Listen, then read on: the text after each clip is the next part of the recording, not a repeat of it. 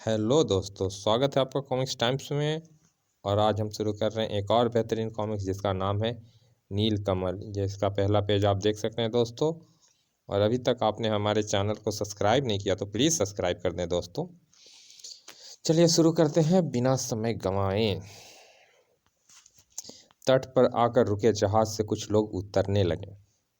उन लोगों को तट पर उतारकर जहाज आगे बढ़ गया।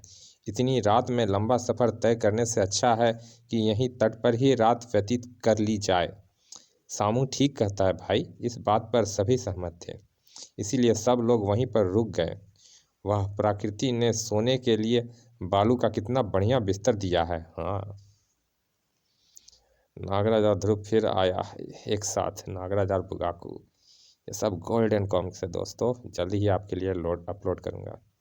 शीघ्र ही वे सब नींद के आगोश में पहुंच चुके थे। खर खर खर, और तब समुद्र में पानी की सतह पर एक चेहरा उभरा। और तट पर पहुंचते ही उसकी निगाहें जब उन सोते हुए लोगों पर पड़ी। ओह शिकार, मुझे अपना वेश बदल लेना चाहिए। राक्षस वार्तासुर ने आम आदमी का वेश बना लिया और उन सोए हुए लोगों की ओर बढ़ा। काश मुझे डीडम्बा डिडम्बा का सांप ना मिला होता तो मैं इन पांचों का एक ही ग्रास में सफाया कर चुका होता। उनके पास पहुंचकर वार्तासुर जानबूझकर अति जोर से छींका कि आँख छी। एक साथ उन सब की आंखें खुल गई। और तुम कौन हो भाई, और यहाँ पर आकर इतनी रात गए क्यों चीख रहे हो? क्षमा करना बंधुओं, वास्तव में मैं पानी में से निकलकर आया हूँ ना, इसलिए। पानी में से? लेकिन इतनी रात गए तुम पानी में कर क्या रहे थे? मैं जहाज से उतरकर अपने नगर जा रहा था कि पानी में समुद्र के नीचे जाती एक सीढ़ी देखी तो। क्या समुद्र में सीढ़ी? क्या बकते हो, जरूर तुमने कोई सपना देखा होगा। हाथ कंगन को आरसी क्या? अभी चलो मेरे साथ और समय देख लो, चलो। वार्तासुर की बातों में आकर वे सब समुद्र की ओर बढ़ चले। मैं तो सीढ़ियाँ उतरकर उसके नीचे महल में उगे नीलकमल को भी देख आया हूँ। नीलकमल? हाँ, नीलकमल। जिसके पास नीलकमल होता है उसकी हर इच्छा पूरी होती है। हम भी नीलकमल जरूर देखेंगे। क्यों सामू? समुद्र तट पर उधर देखो। लेकिन यहाँ सीढ़ियाँ तो दिखाई नहीं दे रही। वार्तासुर के पानी की ओर उंगली उठाते ही पानी में सीढ़ियाँ प्रकट हो गई। अरे हाँ, पानी में अब जाती संगमरमर की कितनी प्यारी सीढ़ियाँ हैं यह। चलो नीचे उतरें। अगले ही क्षण, आ जाओ, कोई खतरे वाली बात नहीं है। वे नीचे समुद्र में उतरते चले गए। कमाल है, हम पानी के नीचे उतरे जा रहे हैं लेकिन हमें पानी की बूंद तक ने नहीं छुआ। हाँ, ऐसा लगता है जैसे हम किसी माया नगरी में उतर रहे हों। और अंतिम सीढ़ी उतरते ही, फिर तो नीलकमल भी अद्भुत वस्तु होगी। अब तो थोड़ी देर बाद स्वयं ही पता चल जाएगा। वे सब सीढ़ियाँ तथा उस महल के मध्य बने रास्ते पर चलते हुए महल में खुले द्वार में दाखिल हुए। वाह, विचित्र महल लगता है ये। वह रहा नीलकमल। वाह, हीरे और रत्नों जड़ी नीलकमल। कितना सुंदर नीलकमल है, कितना प्यारा। दिल करता है इसे अभी जाकर ले आऊं। मैं लाता हूँ। लेकिन जैसे ही सामू आगे बढ़ा वहाँ आकाशवाणी सी गूंज उठी। सावधान, रात्रि के समय नीलकमल को छूना निषेध है। इसे छूने वाला भस्म हो जाएगा। फिर सब लोग महल से बाहर निकले। ओह, हम दिन में इस नीलकमल को अवश्य ले जाएंगे। लेकिन अब तो चलकर सोया जाए। और सीढ़ियाँ चढ़ते हुए वे सब समुद्र की सतह की ओर बढ़ने लगे। जब वे तट पर पहुंचे तो अरे, वह व्यक्ति किधर गया? मूर्ख, भस्म हो गया। वह अवश्य नीलकमल के लालच में वहीं रह गया है। अच्छा है, नीलकमल तो हमें प्राप्त होगा।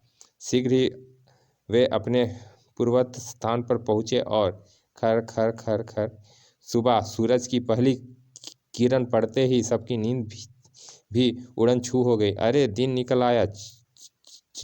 चलो जल्दी से नीलकमल प्राप्त करने चलें। वे सब तट पर पहुँचे। वे रही सीढ़ियाँ। सब सीढ़ियाँ उतरने लगे। 2-3 सीढ़ियाँ उतरने के बाद वे सब पानी के भीतर थे। तभी अरे हम तो सीढ़ियाँ उतरते जाते हैं, वही सीढ़ी वही गायब होती जा रही है। क्या अब ऊपर कैसे जाएंगे? मुझे लगता है हम अवश्य किसी तिलिस्म में फंस गए हैं।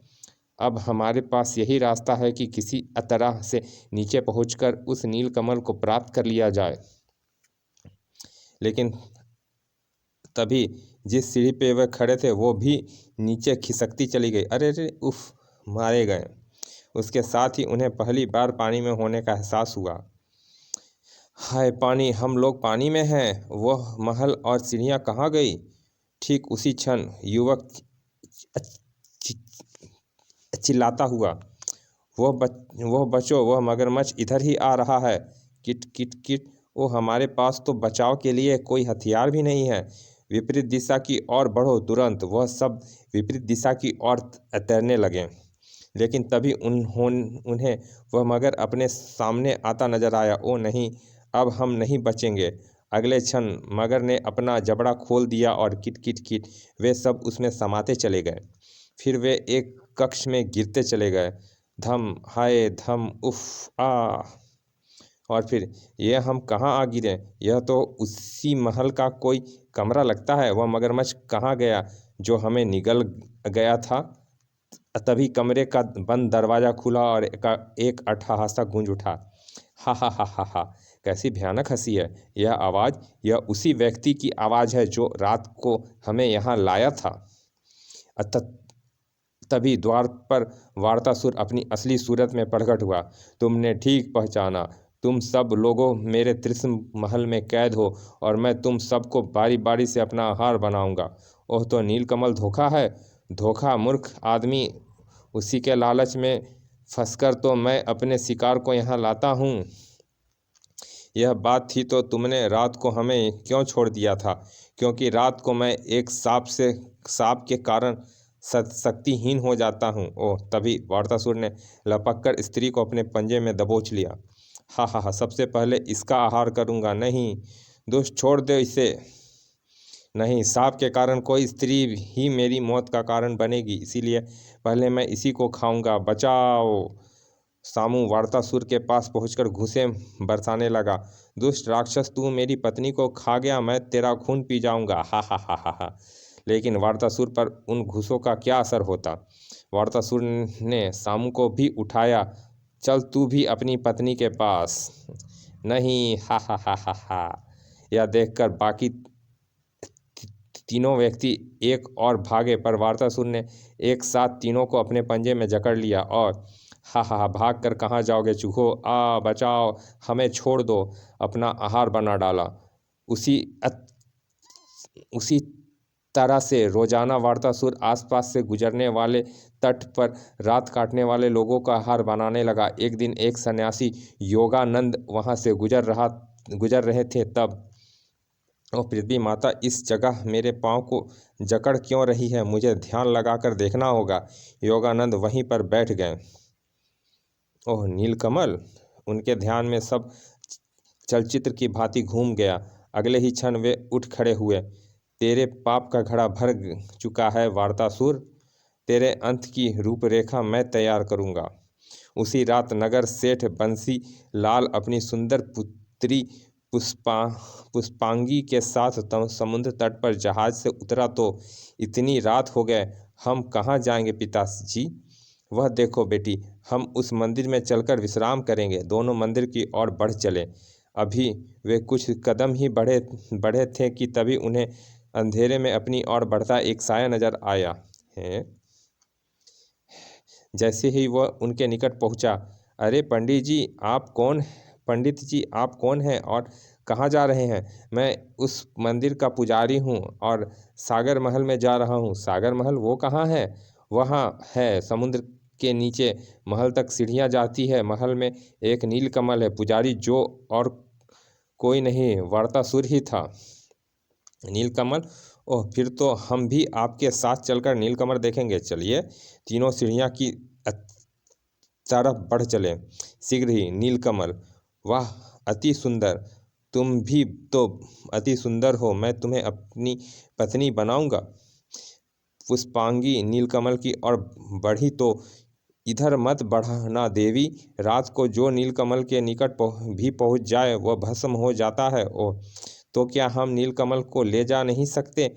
ले जा सकते हो, लेकिन केवल दिन में। रात आप लोग महल के ही किसी कमरे में व्यतीत कर लीजिए, सुबह नीलकमल आपका होगा।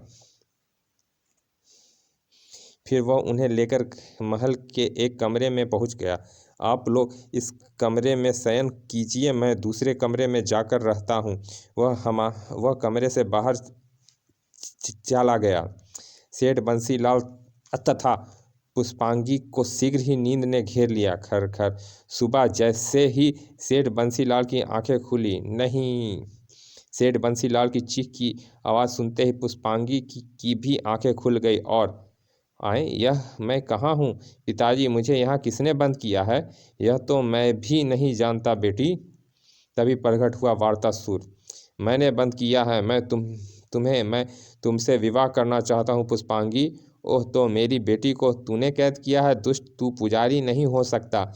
दूसरे क्षण तूने ठीक पहचाना सेठ, मैं इस तिलिस्म महल का स्वामी वार्तासुर हूँ। पिताजी, मेरी बेटी को छोड़ दे वार्तासुर, और हमें जाने दे। हाँ हाँ हाँ, तुम्हारी बेटी को नीलकमल चाहिए और मुझे पत्नी के रूप में तुम्हारी सुंदर बेटी। मैं तुमसे शादी नहीं करूँगी दुष्ट। ठीक है, जब तक तुम शादी के लिए राजी नहीं होती मेरी कैद में रहोगी। पिताजी, मुझे इस दुष्ट से बचाइए। जाओ, मैं वी विवश हूँ बेटी, लेकिन शीघ्र ही इस दुष्ट राक्षस का सर्वनाश करवा कर रहूँगा। जाओ सेठ, तुम्हें होने वाला ससुर जानकर छोड़ रहा हूँ, वरना मैं तुम्हारा आहार कर चुका होता।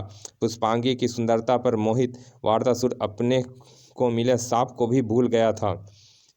तभी जैसे सब कुछ गायब हो गया और सेठ बंसीलाल ने स्वयं को समुद्र के पानी में पाया। ओह, मैं कहाँ हूँ? पुष्पांगी कहाँ गई?